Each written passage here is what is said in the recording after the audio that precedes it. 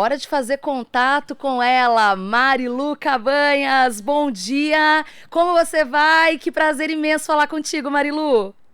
Nem fale, Maria Tereza, prazer é o meu, minha querida. Que maravilha você aí cobrindo o Glauco Faria, né? Que merecidamente está tirando férias. E é para mim um prazer muito grande, sabe que eu sou assim uma fã sua.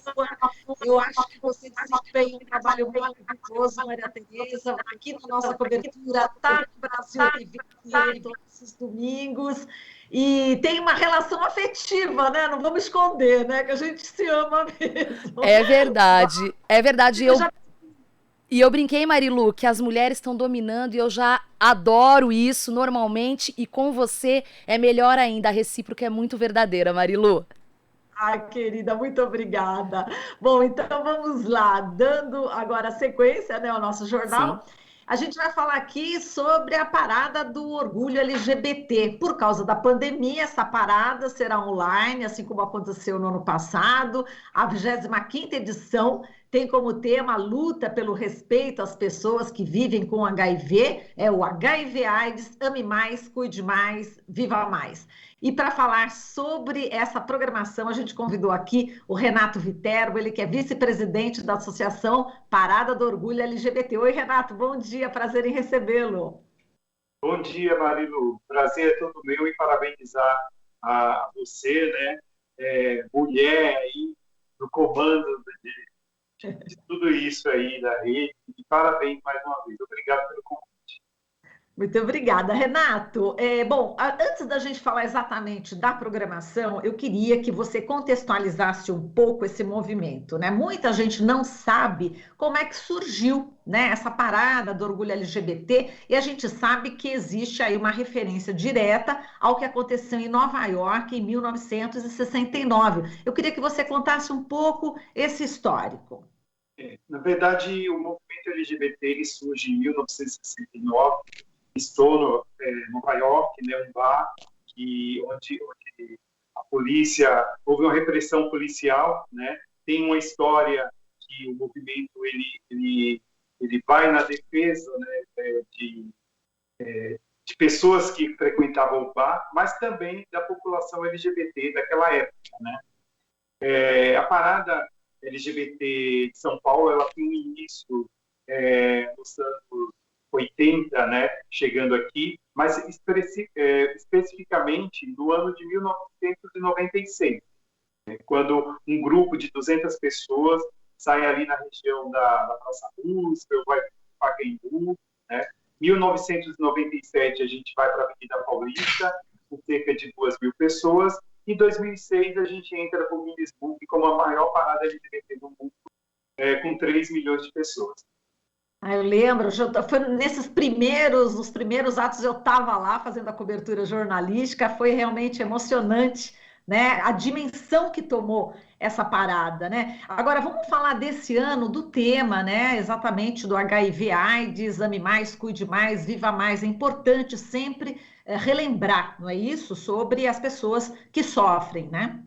Isso, na verdade, esse tema ele foi tirado em 2019, né, pelos coletivos que lutam pela causa LGBT aqui no estado de São Paulo, e é um tema muito pertinente, porque nós estamos completando 40 anos de luta contra a epidemia de HIV/AIDS, né? Então, é muito importante que falemos sobre isso nesse momento atual, né, de pandemia, da Covid-19 também, né?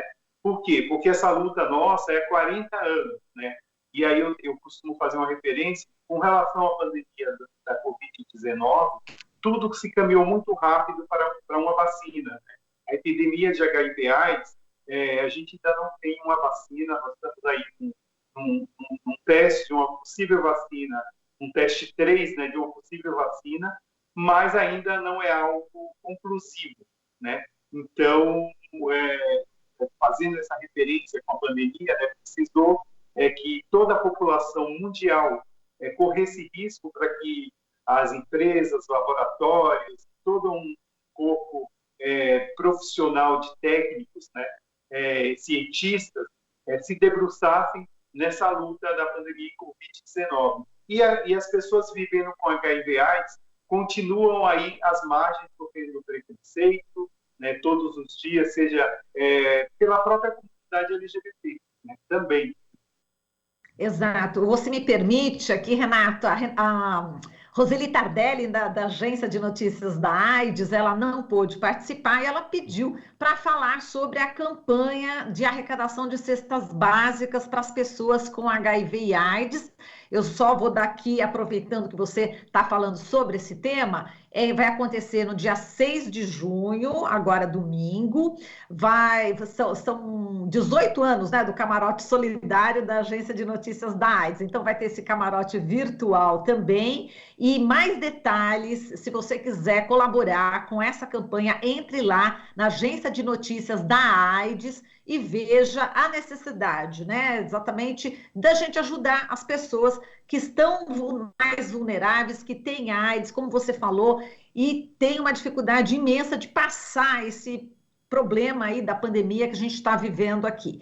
Agora, Renato, vamos falar agora da programação, né, virtual finalmente. Como é que vai ser?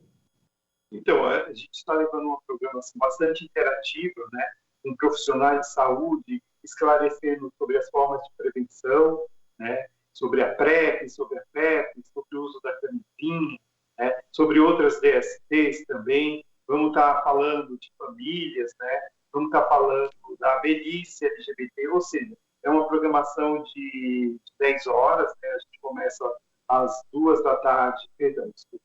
É uma programação de 8 horas, nós começamos às 2 da tarde e vamos até às 22.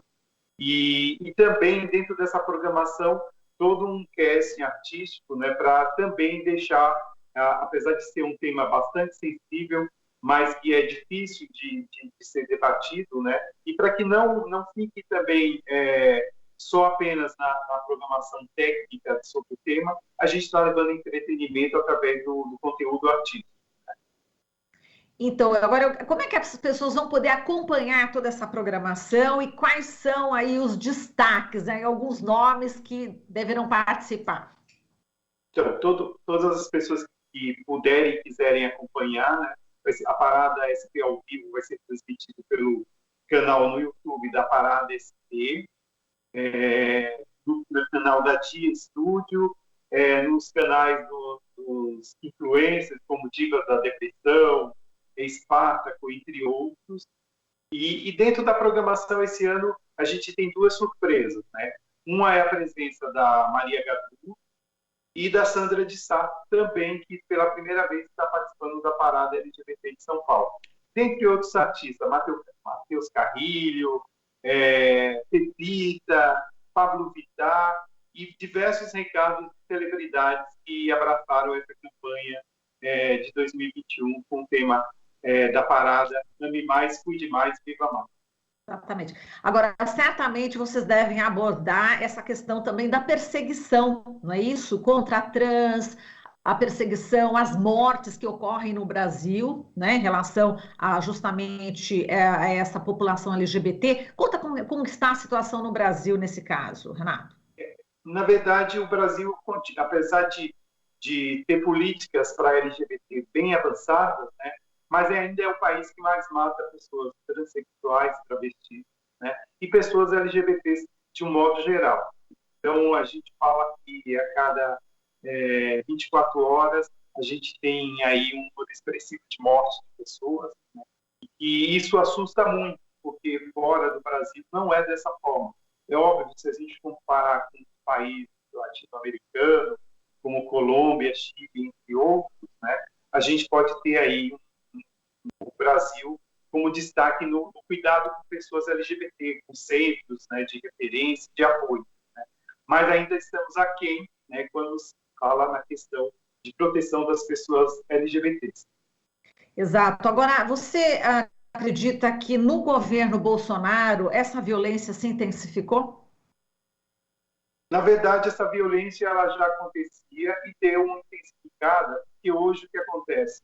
As pessoas se sentiram empoderadas, né, em agredir pessoas LGBT. Se eu tenho um governo que ele não respeita as minorias, né, eu falo que nós não somos minorias, porque se somar todas as minorias, como mulheres, como pessoas LGBTs, como negros, como indígenas. Nós temos uma população que passa a ser maioria. Então, quando um governo não respeita essa população, né, ela está empoderando aquelas pessoas que já têm um discurso, né, de ódio e que também, a partir desse momento, se sente aptas, né, ou empoderadas para transmitir essa violência e exacerbar essa violência de forma mais agressiva. Né? Hoje, eu falo que hoje não se basta matar pessoas LGBT, tem que se matar com requintes de crueldade. Né? É o que a gente tem visto pelas redes sociais, pelos vídeos que a gente recebe com frequência. Exato. Agora, como fazer uma campanha, né, de conscientização para essas pessoas, né, essas pessoas que não têm o conhecimento, não têm a informação, que são preconceituosas, como quebrar essa barreira, Renato? O que falar para essas pessoas? Eu acredito que a barreira ela começa a ser quebrada, né, na infância. Né? Então, assim, as crianças elas nascem sem preconceito e os pais têm um papel importantíssimo na construção dessas famílias. Então, e dessas crianças, principalmente. Então, a gente começa combatendo o preconceito em casa. Né? Eu posso não concordar com uma opinião ou com a maneira que você mas eu tenho que te respeitar. Né? E respeito a gente aprende em casa. Então, eu acredito que seja dessa forma, levando mais conteúdo, mostrando que somos pessoas que não queremos afrontar nenhuma família. Nós só queremos ter o direito de existir. E isso faz parte de todas as sociedades. E as escolas também têm um papel fundamental nisso? Na sua opinião? Sim. Eu acredito que a escola, né, é a porta também de entrada, né, para que a gente quer todos esses tipos de preconceito. Para você ter uma ideia, as pessoas trans ou os gays mais afeminados, né, deixam de ter oportunidade de trabalho, deixam de ter oportunidade de educação por conta do preconceito que começa na escola. Né? Então, quando há essa barreira na escola, onde o professor não consegue ou não está preparado para dialogar sobre esse assunto, né, tudo se torna mais difícil. Antigamente, né, eu tenho 50 anos, então antigamente a gente aprendia em casa as questões de respeito à família, né? E na escola a gente só era reforçado as questões de respeito também. E a gente sente que hoje a educação também está falhando, né, nessa informação. Você sofreu na sua infância, Renato, por conta desses preconceitos? Olha, eu posso falar assim que eu sofri comigo, né? Mas eu também, ao mesmo tempo, eu fui para a luta, né? Eu tinha já algumas coisas, eu já sabia que eu era LGBT desde os 7 anos de idade, né? Então eu procurava me defender, né?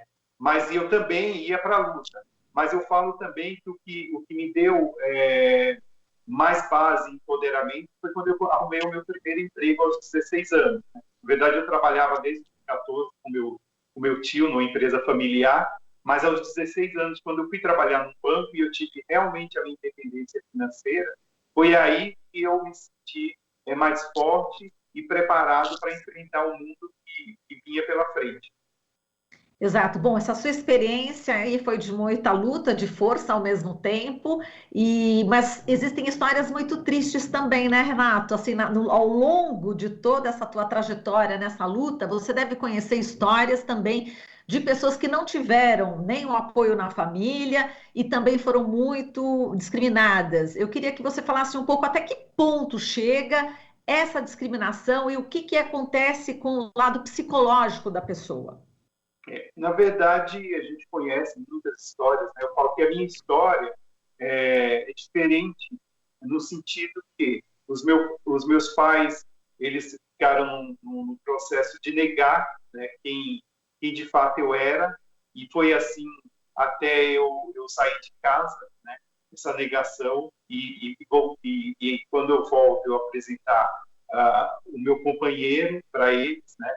Mas a gente sabe de histórias que é diferente, histórias de violência, né, de psicológicas ou mesmo físicas. E a gente tem um monte de histórias por aí, que acontece todos os dias.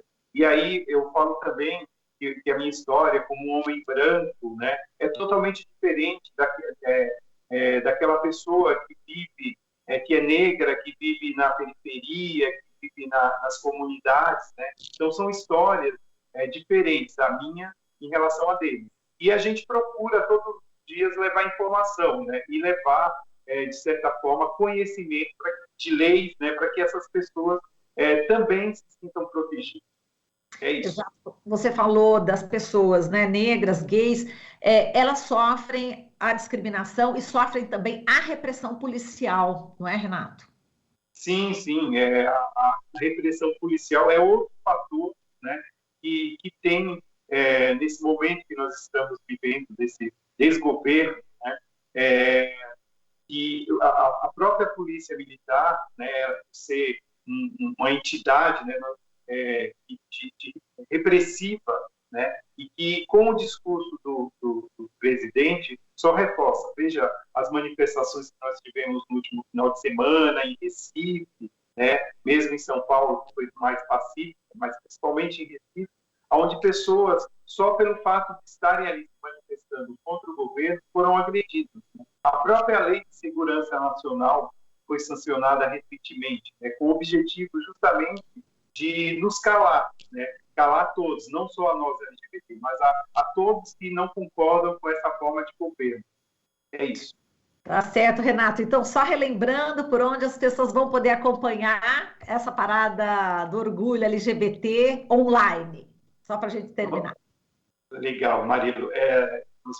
Todo mundo que quiser acompanhar toda a programação da Parada SP ao vivo, pelos canais, pelas redes sociais, YouTube, Facebook, Instagram, da @ParadaSP e da @Tia Estúdio, também nos canais da Diva da Repressão, Espartaco, Blue e Ponto, entre outros canais aí que vão estar transmitindo.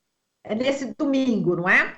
Domingo, dia 6 de junho, domingo agora, dia 6 de junho, das 14 às 22 horas. Perfeito. Vai ter muita música, muita atração, muita coisa bonita, porque o belo a gente tem que valorizar, não é isso? A beleza, né?